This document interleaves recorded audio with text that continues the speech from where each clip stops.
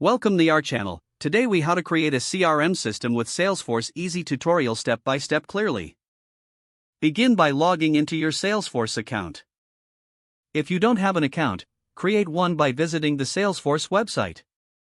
Once logged in, navigate to the setup menu by clicking the gear icon in the top right corner.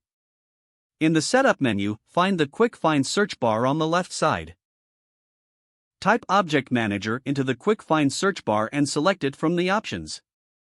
In the Object Manager, click on the Create button and select Custom Object.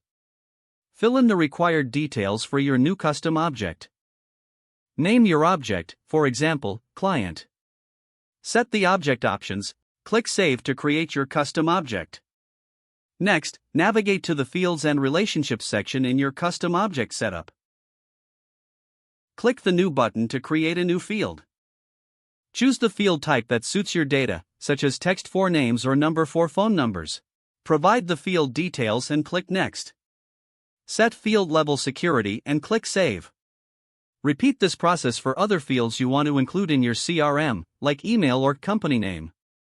Once you have all required fields set up, navigate back to the Object Manager.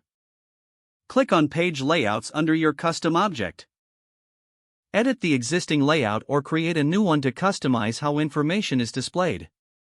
Drag and drop fields into the desired order. Click Save to maintain your layout preferences. Next, go to the Tabs section in the Setup menu. Click on Create New Tab. Select your custom object tab and click Next. Set the tab visibility and click Save. You can now access your custom tab from the main dashboard. To create a list view, go to the tab you just created. Click the gear icon and select New to create a new list view. Name your list view and configure the filters as needed. Select the fields you want to show and click Save. You can now view your records in the list view you created.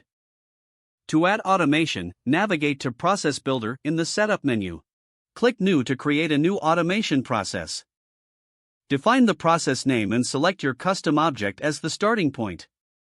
Add criteria for when this automation should run.